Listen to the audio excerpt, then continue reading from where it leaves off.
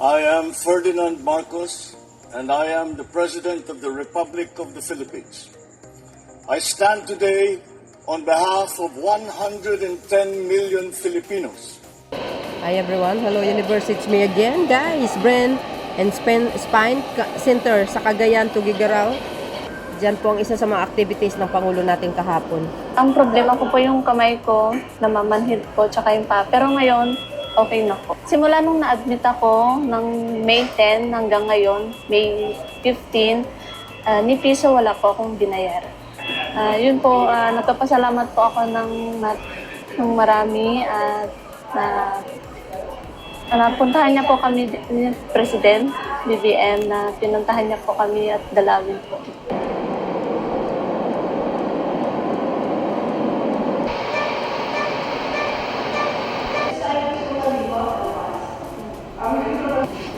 Wow, ang gaganda naman yan. Oh, wow. Galing. Napakahalaga itong pagpapatayo ng Brain and Spine Center dito sa Tugigaraw, no? Dahil ito nga po yung kauna-unahang Brain and Spine Center, hindi lang dito sa Tugigaraw, paging itong sa Rion 2. Brain aneurysm, brain tumor na kailangan hong maoperahan, dito na po dadalhin at hindi na po kailangang dalhin pa sa Manila dahil alam na po natin ang hirap, no? Dahil 10 oras po yan ang kailanganin nilang ibiyahe, dala-dala nila yung hirap ng kanilang sakit, yung kanilang gastusin at yung pagod na rin po sa biyahe. Maraming salamat sa ating mahal na Pangulo Ferdinand Bongbong Marcos Jr.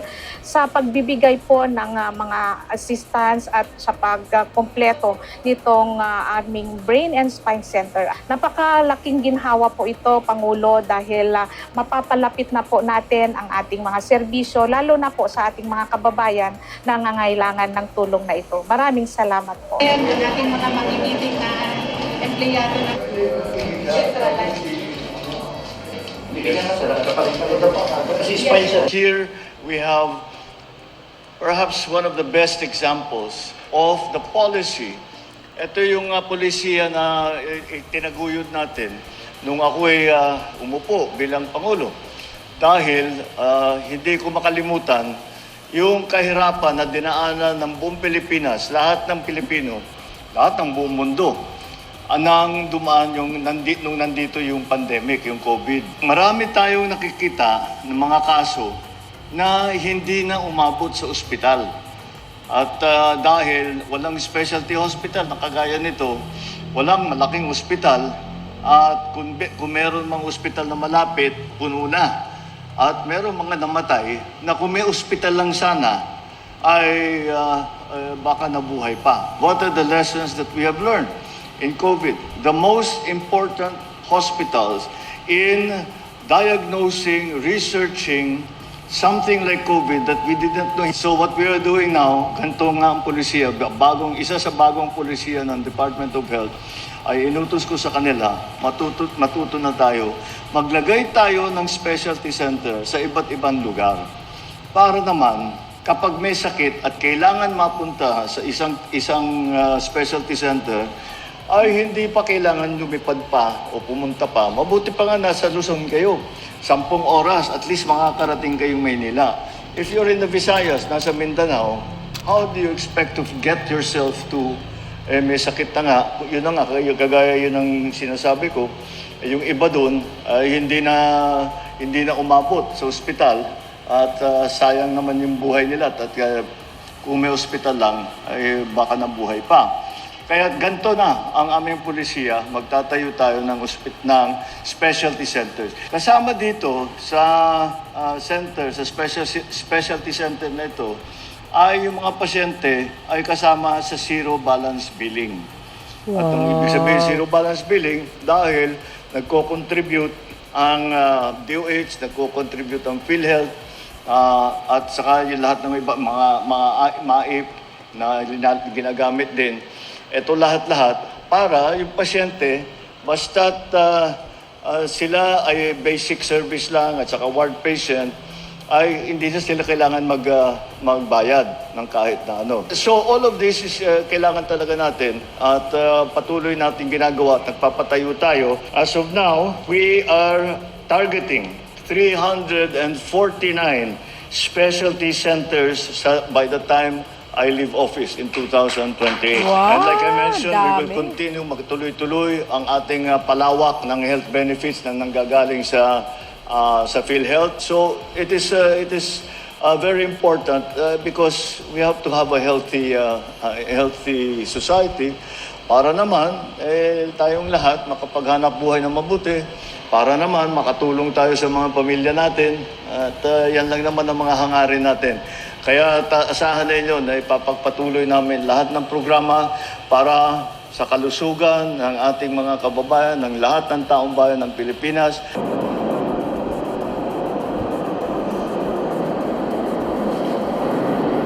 Wow. O, di ba? Narinig niyo yung sinabi ng Pangulong Marcos Jr.? Sabi sa inyo sabi ng mga DDS walang nagawa ang Pangulo. Ano yan? Ilang pang mga facilities na center ang kasalukuyang ginagawa. Nabanggit niya bago mag-leave ng office 2028. Tingnan niyo yung mga equipment na yan na talaga namang naku po, high-tech. See guys. Shout out sa mga taga Cagayan. Ganyan dapat ang Pangulo. 'Di ba? Si Pangulong Marcos Jr. kasi hindi mahilig sa mga yung mga paninira, yung tumutulig sa kapwa. Hindi siya mahilig ganyan. Tahimik ang Pangulo, alam nyo yan. Tingnan nyo araw-araw kung saan-saan nakakarating. Para lang bisitahin ng bawat region. Iyan ang pinaka-the best na Pangulo. Alam niyo guys, sa kasaysayan ng Pilipinas, except lang yung kanyang ama, maraming Pangulo na nagdaan. Pero ito lang yung Pangulo na nakikita ko. Inikot niya ang buong Pilipinas, bawat region. Sa totoo lang, correct me if I'm wrong. Si Digong, nagawa niya ba yung ganyan? Si Pinoy, hindi. Hindi. As in. Ito, kahit si Gloria Ramos pa Si Cory, walang ganyan. Totoo yung sinasabi talaga ng mga ibang supporters ng Marcos Loyalist. Sa totoo lang, bakit ibig sabihin mga Marcos Loyalist na sinasabi nila na Marcos lang talaga ang may malasakit sa bayan. Yung ibang pangulo, pero mas higit ang mga Marcoses. Totoo yan, sa kanyang ama pa lang hanggang ngayon, pinakinabangan pa yung mga ligasiya niya tingnan mo to. Tapos, kung bumabatikos kayo sa kanya, wagas, anong pruweba nyo? Sige nga, ginagawa nyo ng istoryahay pa nga ang Pangulo kaysa maluba daw ang kaluksugan niya. Sabi ni Jason sa, di ba? Kaysa daw, kaysa daw gumagamit daw ng bawal na gamot. Sino ba ang laging naninira? Pumupuna. Di ba yung kalaban niya? Si Garotay? Yun ang totoong bangag. Oo, totoo yun. Yun. Laging high. Kung makapagsalita, hindi mo alam kung saan pwesto. Hindi mo alam kung saan galing yung mga pinagsasabi niya. Basta na lang kung makatira, na wala namang basihan. Ganun talaga yun. Pag wala kang achievement, wala kang ambag sa bayan, guilty. Walang ginawa kundi maninira lang. Yan ang Pangulo. Abangan nyo ang Pangulo guys, sa mga lugar niya, pupunta dyan. Abangan natin. Sa mga pagpupunta niya sa bawat lugar, may mga proyekto na yan ang Pangulo. Kitang-kita yan. Kaya nga yun ang trabaho natin dito para i-spread natin yung mga magagandang gawa niya at saka mga proyekto niya. Ito yung mga ibang highlights ng mga guys, equipment na dyan sa hospital nito. Pakita ko sa inyo. Ito mga kababayan, isa sa mga activities ng ating mahal na Pangulo kahapon. Ayan inspection of the Brain and Spine Center of the Cagayan Valley Medical Center. Ayan. Barangay Carig Sur, Tugigaraw City, Cagayan, May 15, 2026. Kaya today is May 16, 2026. Ito yung mga highlights. Ayan PIA Cagayan Valley. Ito pala, look. CBMC Chief, Dr. Cherry Lu Antonio, 3rd President, Ferdinand Marcos Jr. together with the House Speaker Bujidi, Cagayan Governor Edgar Aglipay, and Department of Health Undersecretary Glenn Matthew Bagao. Around the newly inauguration brain, ayan. Around the newly inauguration brain and spine specialty Center of Cagayan Valley Medical Center.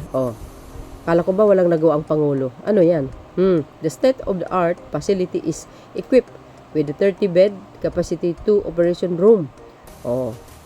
Theater and advanced medical equipment. Ayan, designed to provide specialized neurological and spine care for patients in Region 2.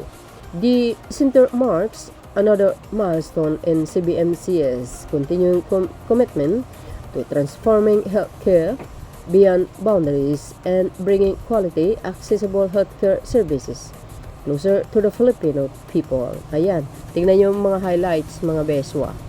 Ayan, ayan, tenor. Ayan, tenor ni Doktora si Pangulong Marcos. Eto pa. Ayan, galing. Uy, in fairness guys, ang gaganda ng mga equipment talaga. No, tsaka yung buong area, wow. Saan kayo niyan? Pinakita pa talaga, galing. Ganyan, hardworking president talaga. Yan, saan kayo makakita niyan? PBBM lang sa Kalam. Wow, congratulations sa mga taga Cagayan sa bago yung hospital. Galing, oo nga. High-tech, mga besa, mga kagamitan, Tiro niya yan, matindi pala. Salamat kay Pangulong Marcos Jr. sa napaka hands-on niyang leader, no? Yung kanyang leadership talagang masasabi ko kakaiba. Grabe, hindi talaga siya nakaupo ng 24 hours sa Malacanang. Talagang lumalabas siya. Yun ang maganda sa kanya. So yun, mga kababayan, shout out sa mga taga Cagayan. Tugigaraw. Thank you guys for watching. See you again on my next upload. Bye bye bye and babus. God bless Philippines. There's more. Follow me and likes. Bye everyone.